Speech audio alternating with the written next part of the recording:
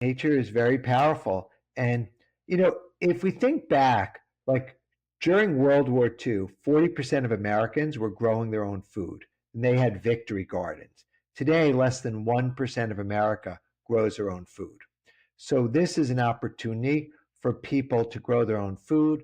Doug Evans is the national best-selling author of the wildly popular book, The Sprout Book. Tap into the power of the world's most nutritious food, which teaches readers how to easily grow sprouts in their kitchen with minimal supplies. Doug is also a veteran and plant-based health movement pioneer who went from eating fatty foods for decades to eating a raw vegan diet almost overnight in 1999. After changing his eating habits, he co-founded Organic Avenue, one of the first exclusively plant-based retail chains in the country, and later founded Juicero, the first fresh farm-to-glass automatic cold-press juicer with the mission of bringing fresh organic fruits and vegetables to the home. Doug raised $120 million for Juicero and shipped over 1 million servings. So in this episode, I chat with Doug about his journey, how he went from the typical standard American diet in New York City, living that fast-paced lifestyle, to a raw vegan diet almost overnight. We talked about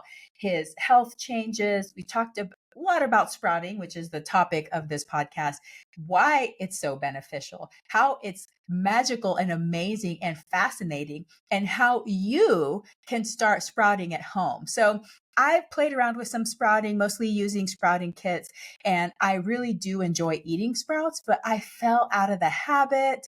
I fell literally out of just eating a bunch of fresh raw veggies during this busy season of my life. So I am going to be deliberate about restarting my sprouting habit and my fresh raw veggie habit, because I do admit that when I eat that way, I feel so amazing and vibrant and happy and joyful and light. But you do have to make it part of your routine. It's not just going to magically appear, because it is definitely not the default of life here in the United States. In most westernized countries, even going to the airport, you can't even find one like fresh thing. It's becoming a little more common, but it's still like a huge scavenger hunt. So if you, like me, have also fallen out of the habit of eating fresh, raw foods, including them in your diet regularly, join me. Let's do it together. I'll do a few posts on Instagram to show you how I'm doing, but I definitely want to integrate this. And I hope that this episode will also inspire you about the power, but also how easy it is to do it. So I hope that you love this episode and that you have a very plantastic day. Remember that the information on this podcast is for informational and educational purposes only. It is not meant to replace careful evaluation and treatment by a healthcare professional. So if you have concerns about you or your child's eating, nutrition, or growth, please consult a healthcare professional. Doug Evans, welcome to the show. Thank you so much for having me. I am excited to be here. Awesome. Well, I can't wait to learn more about sprouting and how we can make it easy and accessible for all of us at home. But before we get to your book and more about sprouting, I want to know how this all even began. You went from eating typical American foods in New York City, which is probably the mecca of all things American food, right? That's like Yes. pizza and fries and everything. To raw vegan almost overnight. So why did you make that choice? I mean, literally, like I loved life and I was having the time of my life. At age 17, I joined the US Army and I was a paratrooper in the Army. And when I got out of the Army, I was a workaholic. And one of my rewards for being a workaholic was that I was able to buy a lot of food, eat a lot of food, eat any cuisine, go anywhere and just eat, eat, eat. And so, food, I was very passionate about eating food. And then when I was 33 years old, seemingly my entire family was developing these chronic illnesses that ultimately led to death. And when my aunt got type 2 diabetes and they performed a double amputation on her feet, and then she died of complications with diabetes. And I had never made the connection between diabetes in eating. I thought like, oh, diabetes must be in the genes. I heard like my grandfather might have had diabetes, right? And then my uncle died of heart disease. Then my mother died of stomach cancer. My father died of heart disease. And then my older brother, who's only 2 years older than me, became overweight, obese, diabetic, and then had the first of three strokes and a heart attack. Oh my So goodness. so I thought like, hey, I was genetically cursed and that, life didn't matter. And then I met someone who was plant-based. They were vegan and they had a similar family health history. She had a sister who died of leukemia, a mother who died of cancer, and she looked me right in the eye and told me that I was living a carcinogenic heart disease diabetic lifestyle. And she was so authentic and so sincere and so compassionate that she wasn't judging me. She was just saying, like, hey, your behavior is going to lead to the consequences of your family members. And I was like, well, what can I do? And she said, well, you can eat plants. You could eat all plants. And my brain could not process that hypothesis. It was like incomprehensible for me because I was eating meat, chicken, fish, dairy, pizza, pasta, bagels, eggs, bacon, every single day. Candy, chocolate, soda, ice cream, desserts from Little Italy. Like every day, I was just stuffing my face and I was enjoying it. And then, so she then said, well, do you like fruit? And I always loved fruit. I thought fruit was great, but we grew up relatively poor, lower middle income. So when we had fruit, my mother would, dose out the cherries. Like we would get 12 cherries, or we'd get a slice of watermelon, or we'd get an orange or an apple. So we never had abundance of fruit. And she said, well, you can eat all the fruit you want, all the vegetables that you want, and I had already, strangely enough, I had already been eating sprouts and drinking wheatgrass juice for a few years before that because the green color resonated with me on a vibrational level. So I remember being in the Union Square Farmers Market, seeing the wheatgrass guy, seeing the sprouts guy, and I was like, oh, that's terrific. That seems really fresh. I will add that to my diet, right? I wasn't going to just be a wheatgrass guy, but I was going to add that to my diet. So when my friend Denise said to me, I could eat all the fruit I wanted. Um, and, you know, I was like, oh, wow. So in the next 2 week period, I went from eating anything to eating vegetarian because I still didn't, connect all the dots. Then I went vegan and then I went fully raw vegan because it made so much intellectual sense to eat things that were fresh, that were water based, that were nutrient rich, and they were sweet and flavorful. So it took about 2 weeks to get used to that. And then, like, I never looked back. It was just like full speed ahead. I love that. You seem like you're an all or nothing sort of person though. You're like grabbing the bull by the horns kind of guy. Would you agree with that? Well, sometimes yes, and sometimes no. Like with working out, I've been like sitting on the fence for a long time, you know. So like I want to work out and then like there's so much resistance and I resisted the cold plunge for Oh, years. Like yeah. and pull-ups I resist and push-ups. Now I actually have a routine where I'm doing it. So there's parts of my personality that are kind of all or nothing, and then there's other parts that I waffle and I'm human.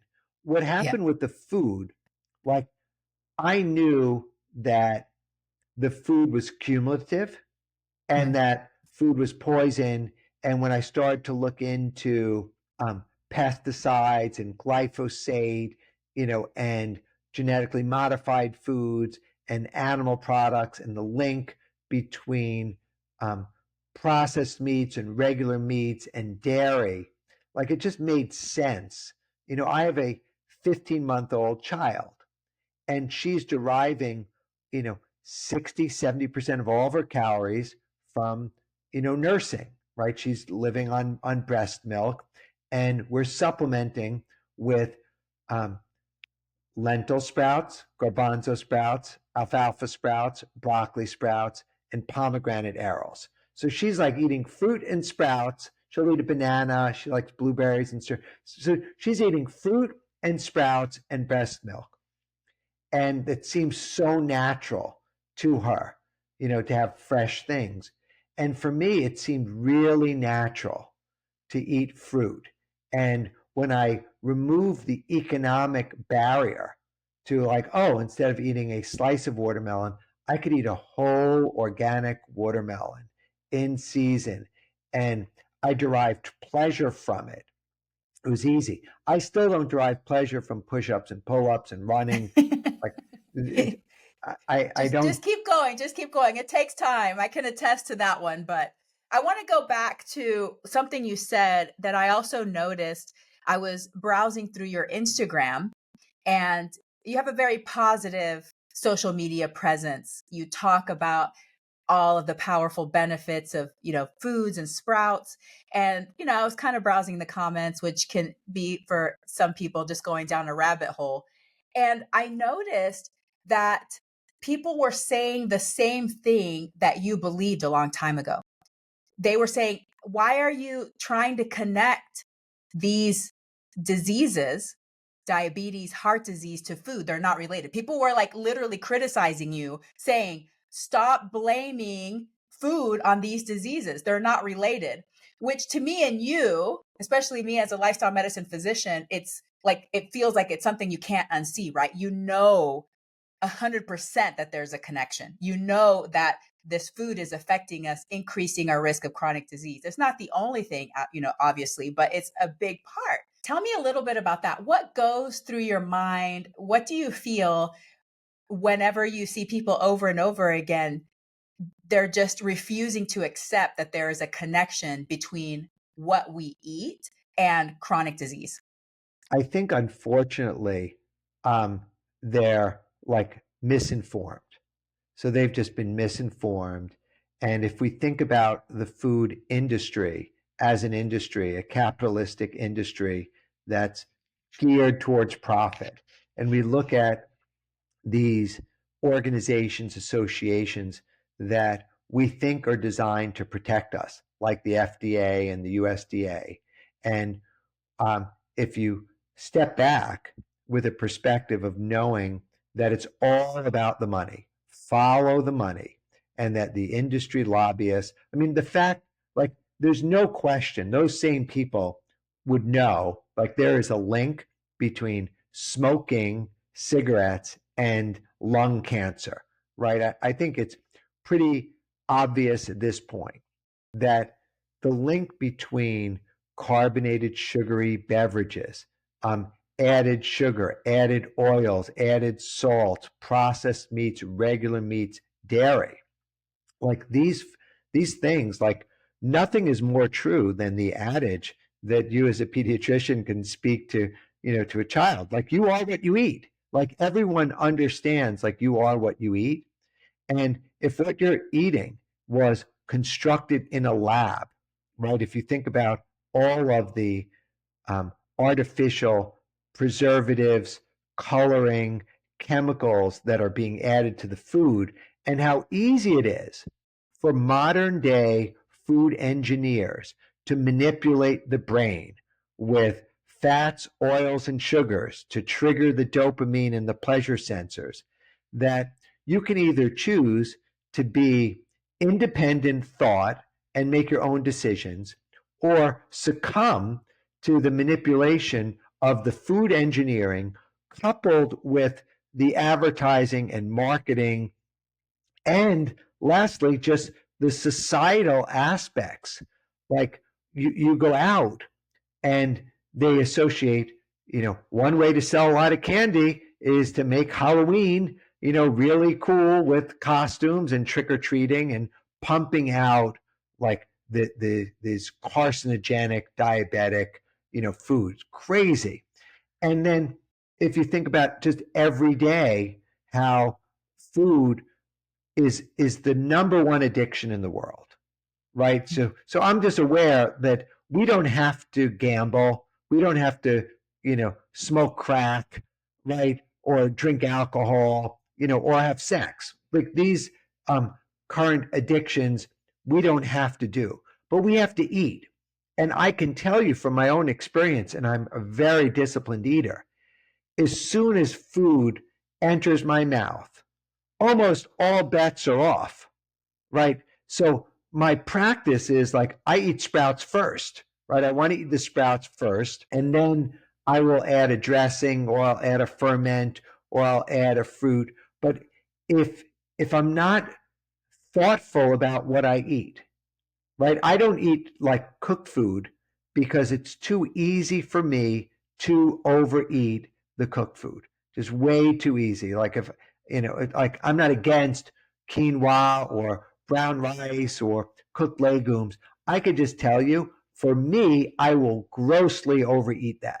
If someone has it, I will just eat it and eat it because it's so easy to eat and so flavorful. But I'll tell you, I don't overeat sprouts.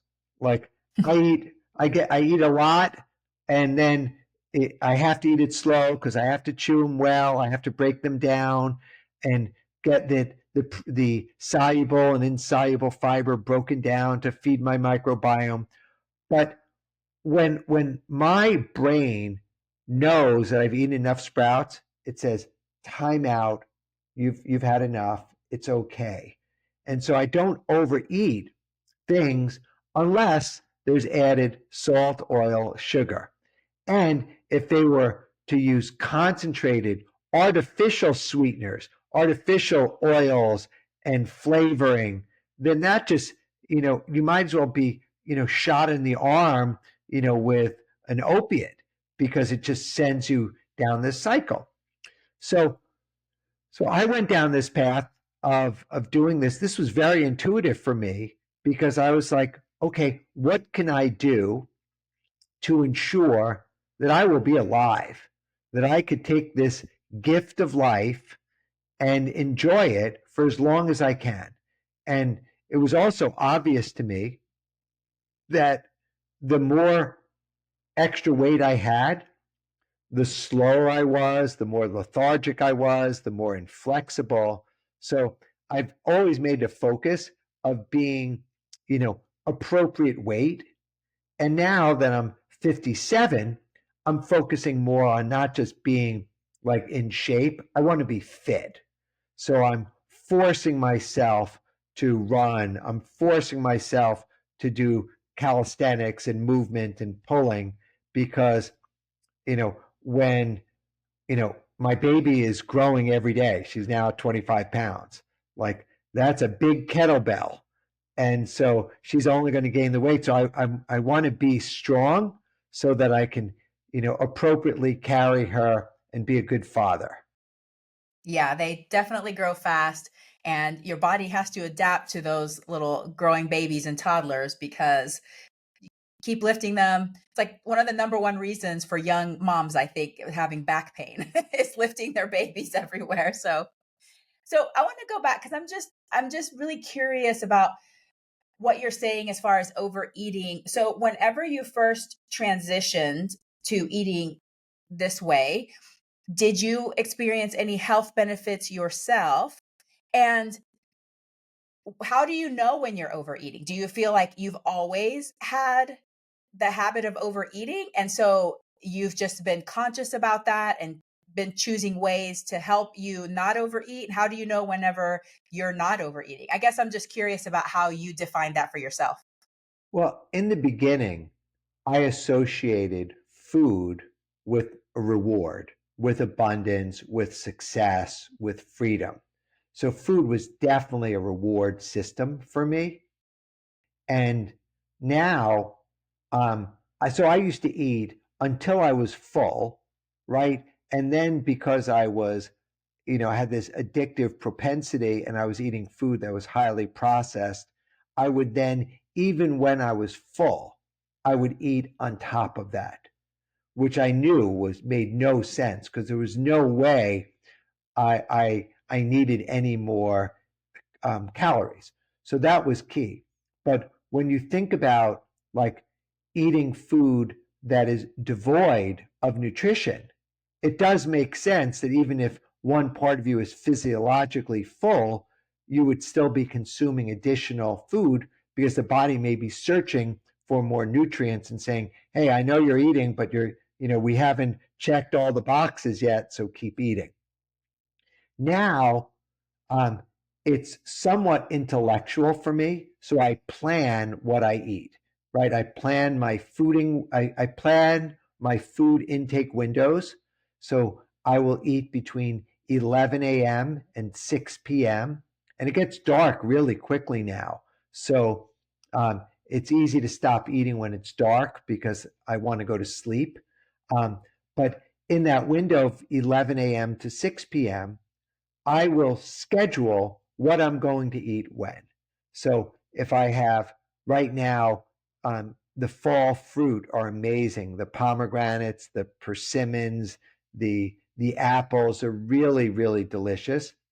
And I know that I can eat four persimmons and I can eat two or three apples and I can eat a whole. I yesterday ate a 2 pound pomegranate. It was almost the size of a mini pumpkin. And it was so rich. And I know that I have no concern, zero concern about the glucose and fructose that exist in fruit. I have no concern whatsoever about that. So I'm eating, to get nutrients, and I'm also eating to get calories because the other half of my diet, other than fruit, are sprouts. And sprouts are relatively low calorie.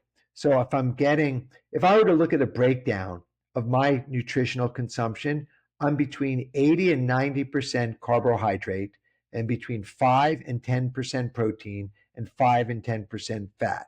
So I know that if I'm eating within that framework, I can literally eat as much as I want. And by eating the sprouts and eating the fruit, my desire to overeat, the things that I would overeat today is if you gave me fresh, wet medjool dates, I could eat 20 of them, right? And they're, very high in sugar, but it doesn't matter. But they're also high in calories. So at 35 to 60 calories per date, I would need to do an extra 2 or 3 miles to burn off every few dates. So at this point, I will not eat them except, I will eat them infrequently. Interesting. Yeah, I love dates. I feel like it's nature's caramel. I mean, the first time I had dates, I thought they were like some kind of made up thing. I was like, I can't believe this is like a natural food. They're just so sweet and so rich and just creamy and caramelly. I love them. Yeah. So I think that was my approach. So I know if I'm overeating that I use a scale, right? I will weigh myself once a day. I use a smart scale so I can see and track my trends. I know that if I eat late, um, I'm going to be heavier in the morning, right? Because I won't give myself time. I'm pretty regular, so I will have two movements a day, which, consistently, unless I travel, traveling will alter my movements, but it won't affect my overall digestion or health. So I really like to have a routine as much as possible. And probably the greatest gift, for me of, having a child is that we go to sleep earlier. Like we co-sleep and we just go to sleep earlier. Yeah, it's nice because they're also your alarm clock as well. So, all right, well, let's move on to sprouting. So, you said that you actually had started eating sprouts even before you changed your diet. So, tell me, how did you discover sprouting and how did it become a passion? Well, I was exposed to sprouting, and I would say for 25 years, I ate sprouts. And I always thought of them as a side dish, as a garnish, or as a snack. And then when I moved to the desert, and I live at Wonder Valley Hot Springs near Joshua Tree. It's equidistant between Los Angeles, San Diego, and Las Vegas. So it's Mm, the middle of nowhere in the desert. It was the first time that I experienced food scarcity issues. mm, There were no health food stores, farmer markets, plant-based restaurants. Like my town was had only one restaurant in it. Believe it or not, it does have vegan options in this one restaurant that's in town. But I don't eat them. I'll go there. They're very friendly. They allow me to bring my own pomegranates, so everyone's eating whatever they're eating, and I'm just eating my pomegranates, or I'll pull out a bag of sprouts. Um, but when I was here, I had food scarcity concerns. And I was almost having a little bit of a breakdown, thinking, like, oh my God, I bought this land, I'm living here, and what am I going to eat? And Whole Foods, the nearest Whole Foods was an hour and a half away. So not sustainable. And I didn't move to be peaceful, to be in the car for 3 hours at a time.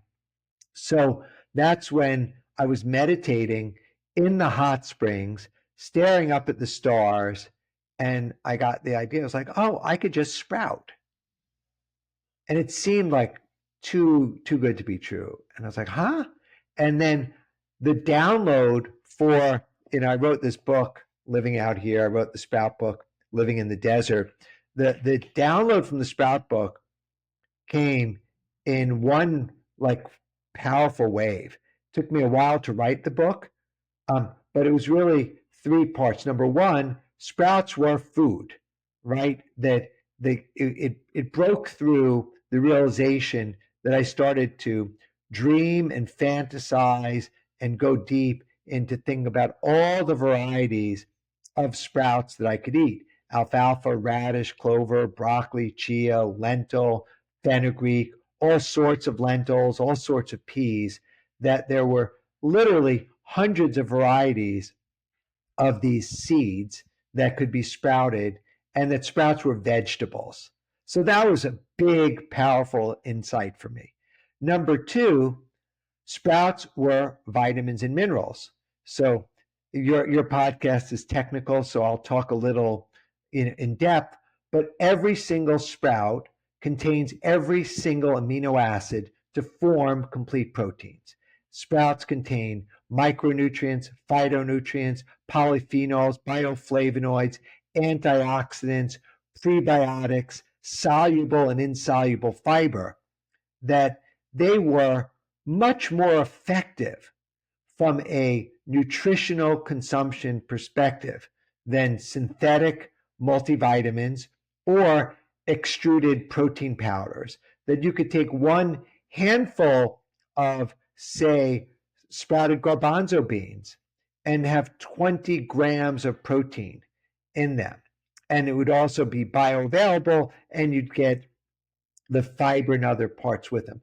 So that was really powerful. And then the third was just the most mind-boggling thing for me, was that sprouts were medicine, that they contained these bioactive compounds that could kill cancer cells, the glucosinolates and the isothiocyanates, that it was well known that cruciferous vegetables had these anti-cancer properties. And if you were to drill down, broccoli had the most of these anti-cancer properties, with a compound that was formed from consuming the broccoli called sulforaphane. Well, it turns out that when Dr. Jed Fahey was searching for which variety of broccoli had the most of this sulforaphane, it turns out it wasn't the variety of broccoli, it was the stage of broccoli. And the stage was 3 day old broccoli sprouts. And that the broccoli sprouts could kill cancer cells, They could detoxify benzene from the lungs. They could regulate insulin levels in diabetics. They could create heat shock proteins in the brain. And of course, from a weight loss perspective, sprouts are very high in fiber and low in calories and low in fat.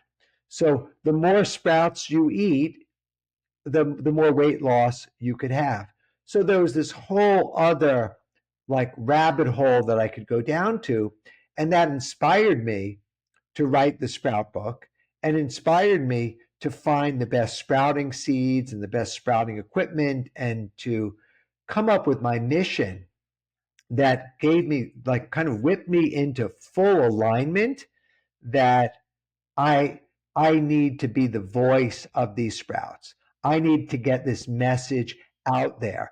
I need to deal with trolls, talk to doctors, talk to nutritionists, talk to NGOs, and I look at sprouts. So another amazing thing which just triggered me about is that you can grow sprouts without soil, without sunshine, without fertilizer, and you can grow them in days.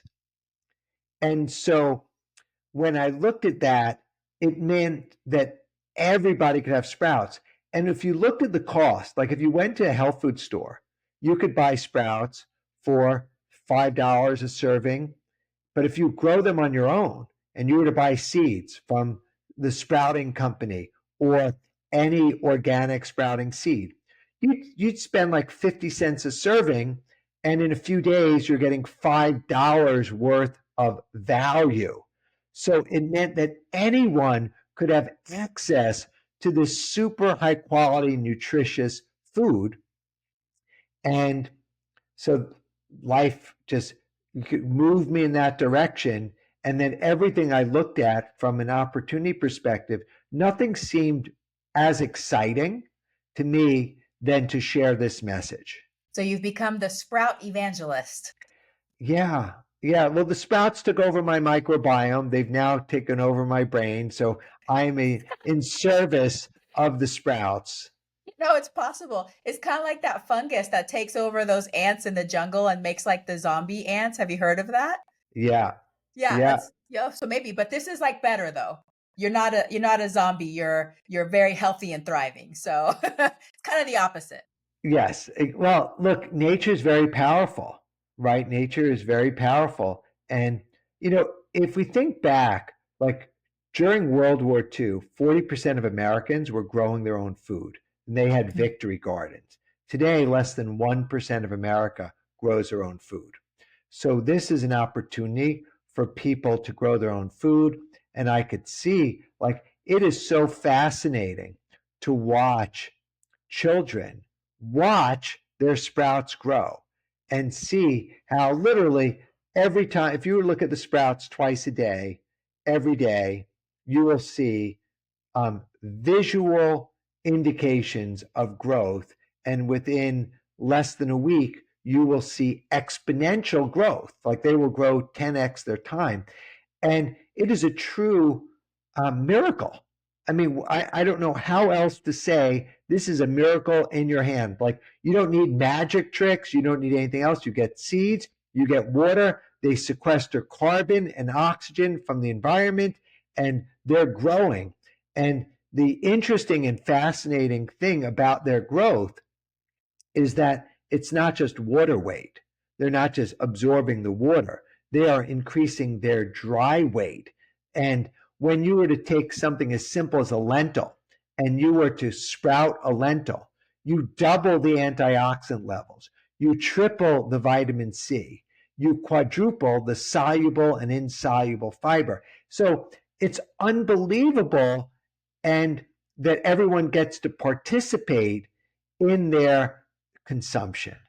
Yeah, it's very empowering too. And I think we have become very disempowered when it comes to our food and our food system. So this is something definitely that can put the power back into each person, each family. But I guess, I mean, I'm not very good at like physics and all these things.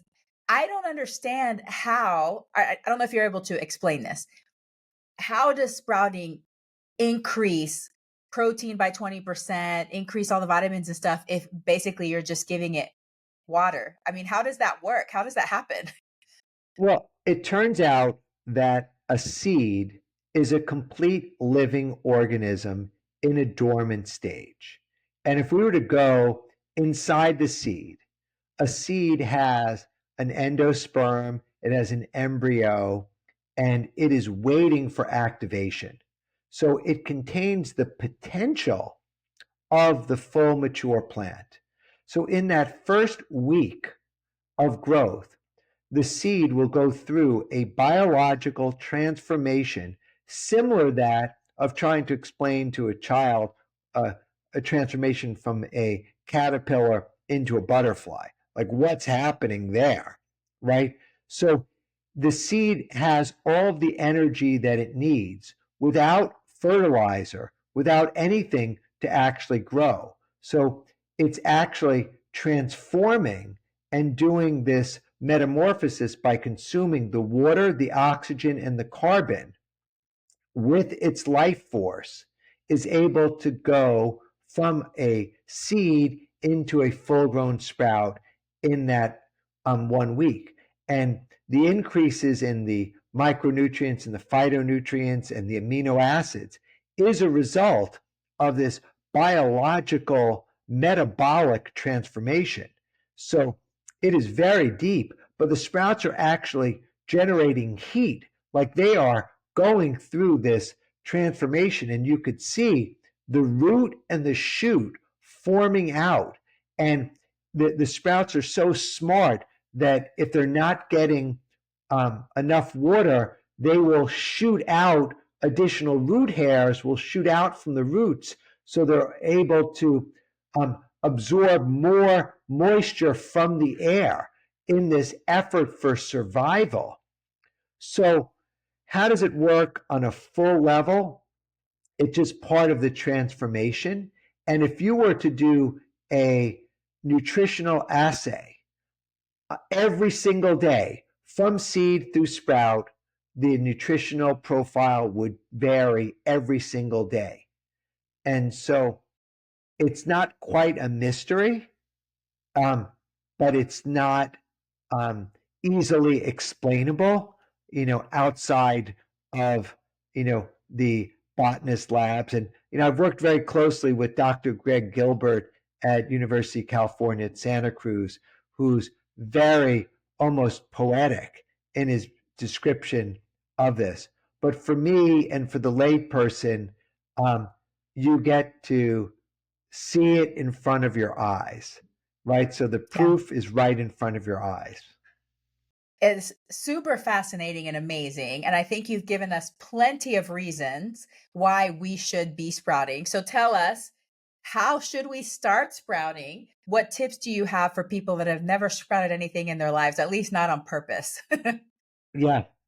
Well, I would say the easiest way, and I've been working on this for 5 years, that a lot of the sprouting technology was the same, passed down for hundreds of years, that people were using a mason jar that was designed for canning, for sprouting, and then you could use a filter, whether it was cheesecloth or plastic or stainless steel. So I put together a little kit, that is sold at the sprouting company .com. And it's very simple. And you can get the seeds, you could get the filter, you could get a drip tray and the stand, all an integrated kit, packaged up that looks pretty. And then sprouting seeds, wherever you get them from, should be organic, should be tested for pathogens, and should be tested for a high germination rate so that you're starting off with a simple process. But it is really so simple. You take a vessel, you add the seeds in it, you add water, you let them soak overnight, you rinse out the water, you put in fresh water, and let it stand at an angle to drain off the extra water. And you rinse them twice a day, and you will get healthy, beautiful sprouts. And then is every kind of sprout have a different day that you should harvest it, or is it all about the same? It's a great question, Doctor. So the legume sprouts grow much faster. And so you can have sprout legumes in as little as 3 days. And the garden variety, the alfalfa, the radish, the clover, they could grow up to 7 days. Mm. Turns out the broccoli, if you're eating them for food, broccoli sprouts, you would let them grow for 5 to 7 days. If you were consuming them for medicinal purposes, um, the optimum day to eat them is day 3.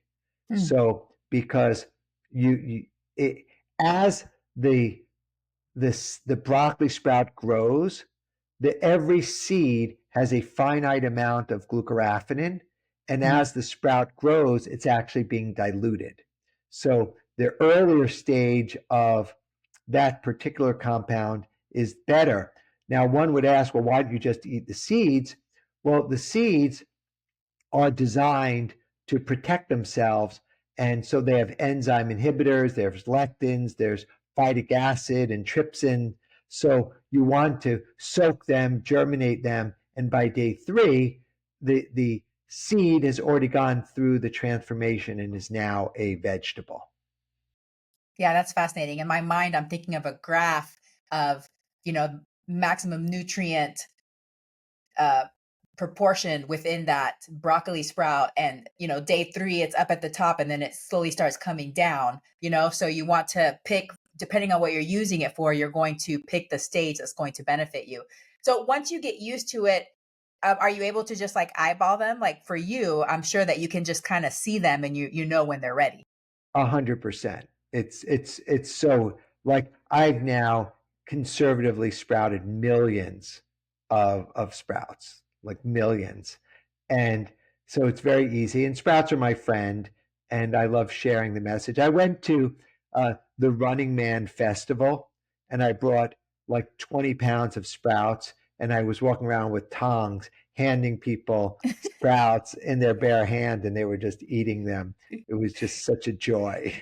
Yeah, the sprouts have definitely taken over your body and your brain. I can attest to that. Okay, so here's my next question. You're talking about just straight up eating sprouts, which I think most people in the United States are not ready for that yet. Because, like I will have adults in here all the time saying, I want my child to eat vegetables, but I don't like vegetables myself.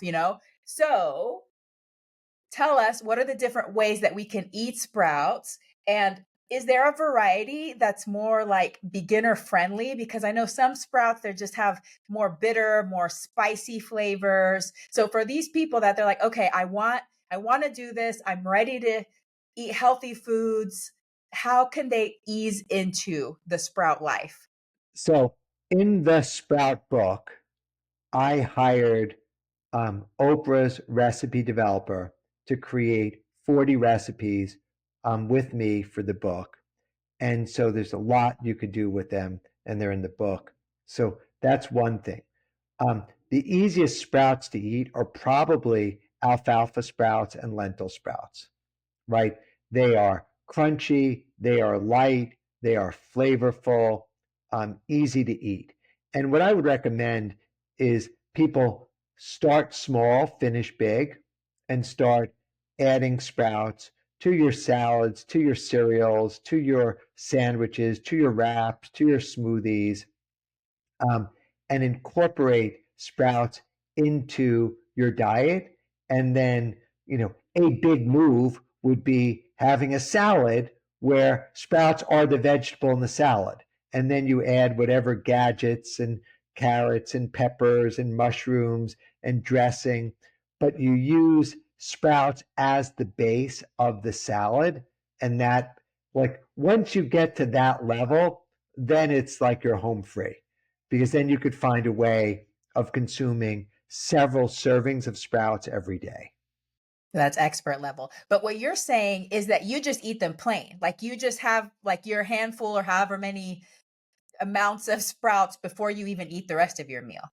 Yeah. Yeah, I like them and I take them with me. They're very fast food. You could see I did a video of like fast food where I just grabbed a handful of sprouts and I'm eating it in the car as I'm driving.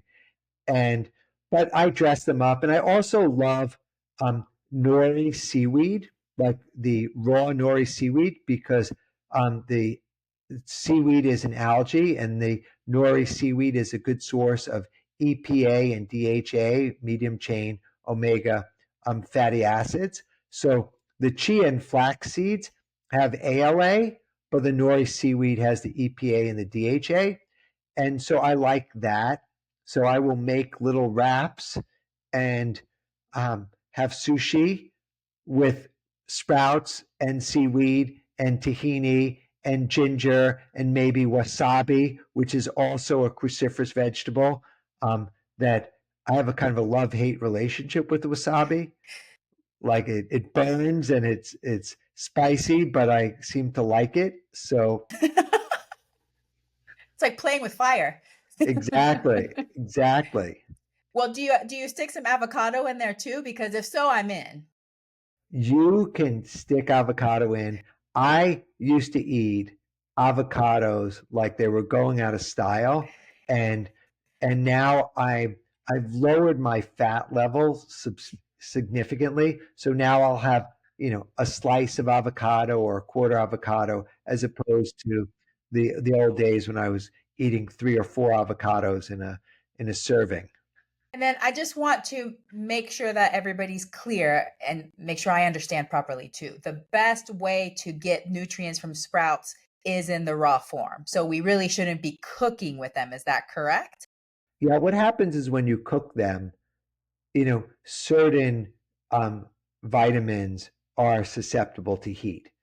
And so you lose the water content and you lessen the a lot of the vitamins like vitamin C and the like. Now, there is some research that says that when you cook a tomato, you increase the lycopene and lysine from them.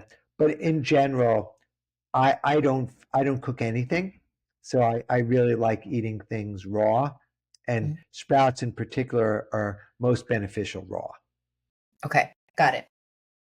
All right, you already convinced us that it's very inexpensive to sprout and that can actually save us a lot of money and give us a lot of nutrient density. So that's great. But can sprouts ever be dangerous? Well, I published my first peer-reviewed white paper on food safety. So I worked with Dr. Jed Fahey and Jack Smiloff, where we studied foodborne illness for the last 25 years. And it turns out sprouts are as safe, if not safer, than any other food. And especially homegrown sprouting is particularly safe. And but what's important is to be present with your food. Wash and sanitize with hot and soapy water your equipment, and you can surface sanitize the seeds using a rapid oxidizing agent, whether it be hydrogen peroxide or white vinegar, or sodium hypochlorous. And if you were to soak the seeds in the agent for a few minutes and then rinse them off, you could be removing any microbial activity on the surface level of the seed by up to 2 million to 1. And then you're starting with something very safe. That's good tips. And I'm sure this is all in your book as well, right? So Yes, that of when we course. start, we're doing it in the best way. Yeah, this is great. I mean, this is really amazing information. I have known for a long time the importance and the power of sprouts, but haven't gotten around to doing my own. I've used some of the sprouting kits, which has been great, but it doesn't really include like legumes and things like that. So I definitely want to start trying it out for myself. So this is great. And I hope that everybody that's interested in it will purchase your book. And also on Kindle this week, it was on the Kindle, like if you have the Kindle subscription, that you can download it as part of the Kindle membership. So that was great. Okay, Doug. So what do you wish more people knew? I wish more people knew that you actually could live a healthy and happy life eating raw fruits, vegetables, seeds, nuts, seaweeds, and sprouts. I love that. Succinct. And how can we connect with you and purchase your book, The Sprout Book? I would recommend buying the book at a small local bookseller. Just tell them you want it and they'll have it in a few days. Or It's on Amazon, it's on Books a Million, it's on Barnes and Noble. So unbelievable. For a first-time author, I was really surprised that the book became the number one best-selling vegetarian book, vegan book on Amazon, and stood there for a while in that. So I would recommend that. And you could connect with me. I'm on Instagram at Doug Evans, and you could sign up for my newsletter at thesproutbook.com. And you can follow me on TikTok and under the name Sprout Wiz, SPROUTWIZ, and you could find me, at Wonder Valley Hot Springs. So uh, this is where I spend most of my time. Sounds like a great place. Do you have the sprouts dancing on TikTok, or what's going on TikTok? I mean, I have over 225,000 followers on TikTok. So I'm connecting with the 75 million young people about sprouts and sprouting and food sovereignty, and just sharing the message with them. And so they're excited. Um, so I like that. But I yeah, love they're it. I not love it. dancing. I'm pretty much like my same self all the time, on all platforms, On all sharing the same platforms. message. Yeah. I love it. Well, thank you so much for spreading the message, for being the Sprout evangelist. And I wish you much luck. And I hope that you're able to reach all the ends of the earth with your Sprout message. Thank you so much for being on the show today. And I hope that you have a very plantastic day. Oh, thank you so much, Dr. Yami. Thank you.